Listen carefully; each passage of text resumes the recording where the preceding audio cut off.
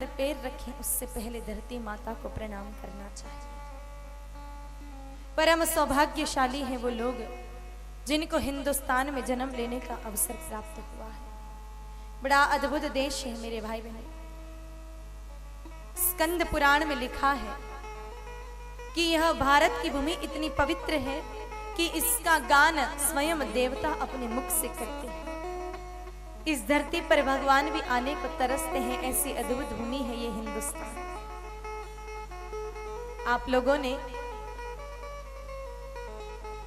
कभी भी मेरे भाई बहनों किसी देश के पीछे मां लगते हुए नहीं देखा होगा, लेकिन ये देश इतना अद्भुत है कि इसके पीछे मां लगता है, भारत माता।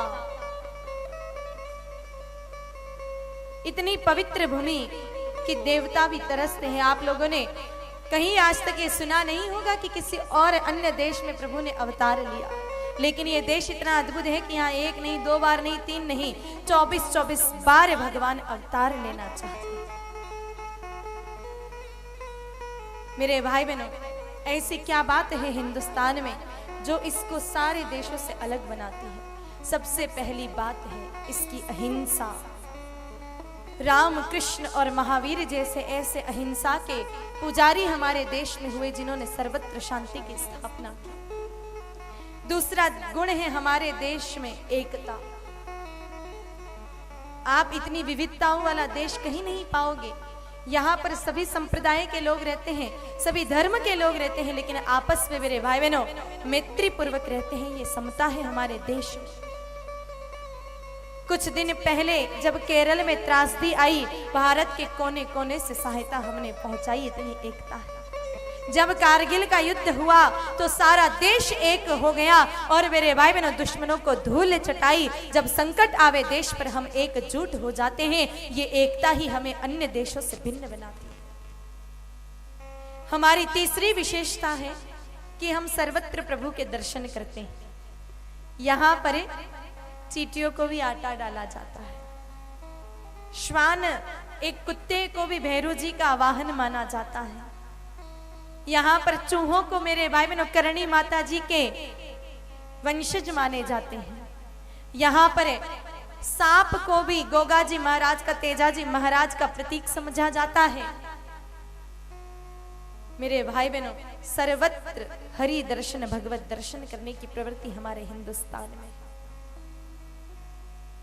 सन्यास की जो महान परंपरा है वो भारत से प्रारंभ हुई, या फिर आज अन्य देशों में भी जहां से आई है उसका मूल भारत में है। विश्व को शांति का पाठ पढ़ाया हम हिंदुस्तानियों ने। गणित का ज्ञान दिया हिंदुस्तान ने, तो मेरे भाई बहनों विज्ञान का ज्ञान दिया हमारे हिंदुस्तान ने। आज जितने बड़े बड़े वैज्ञानिक आविष्कार हो रहे हैं वो आविष्कार कहीं ना कहीं हमारे ऋषि मुनि पहले से ही करके चले गए हैं। अगर विदेश वाले ये कहें कि हमने एरोप्लेन बनाने की खोज कर डाली, वायुयान बनाना हमने दुनिया को सिखाया, राइट्स बंधुओं ने एरोप्लेन बनाना सारे जगत को सिखाया।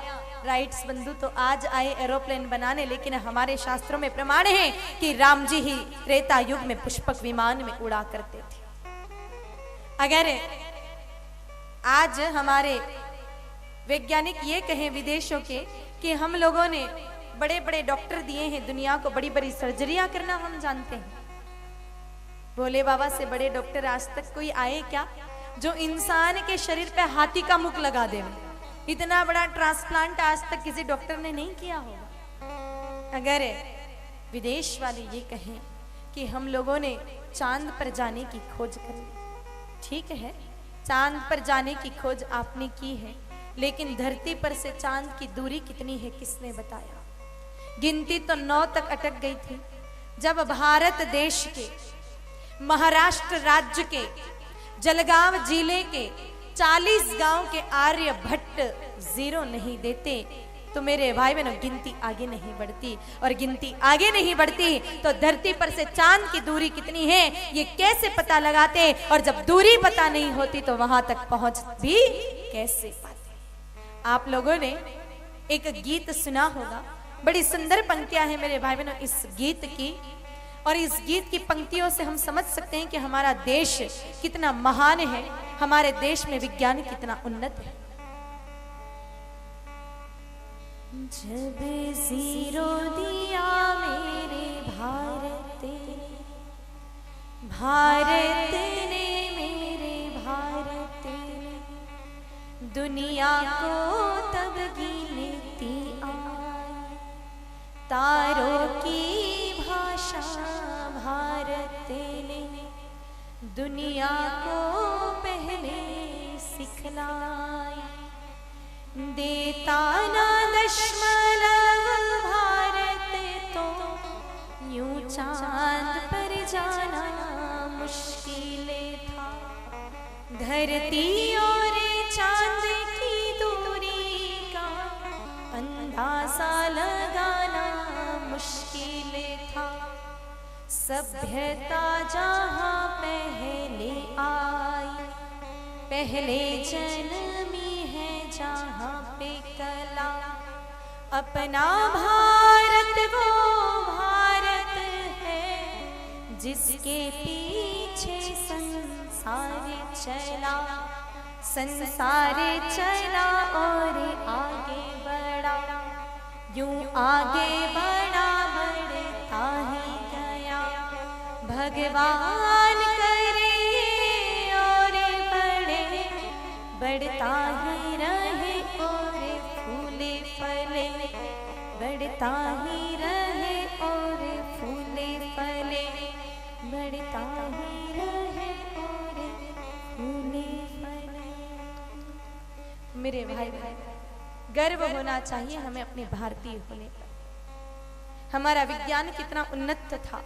आज लोग एटम बम की बात करते हैं, लेकिन हमारे पुराने जो ब्रह्मास्त्र हैं वही एटम बम है। लंका में बालाजी महाराज का, मेरे भाई ने लंका दहन करना, ये आग्नेय अस्त्रों का प्रमाण देता है। प्रभु श्री राम जी का बाण से संधान करके और समुद्र को जलाना, ये मेरे भाई ने परमाणु विखंडन की सारी प्रक्रिया को उसी समय दर्शाता है। इतना उन्नत हमारा विज्ञान था। जहां अन्य देशों को ढंग से बोलना भी नहीं आता था, उस समय हमारे देशों में मेरे भाई बहनों वेद की पंक्तियां, वेद की सुक्तियां और वेदों के मंत्र गुंजायमान होते थे। ये संस्कृति इतनी महान है। अगर किसी व्यक्ति को भूख लगे और वो भोजन करे, तो इंसान की स्वाभाविक प्रकृति है कि भूख लगी और भोजन किया। भूख ना लगे फिर भी भोजन करे, तो मेरे भाई बहनों ये इंसान की विकृति है।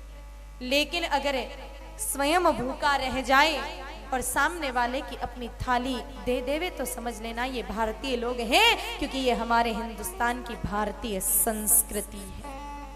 ऐसे महान संस्कृति के देश में हम रहते हैं।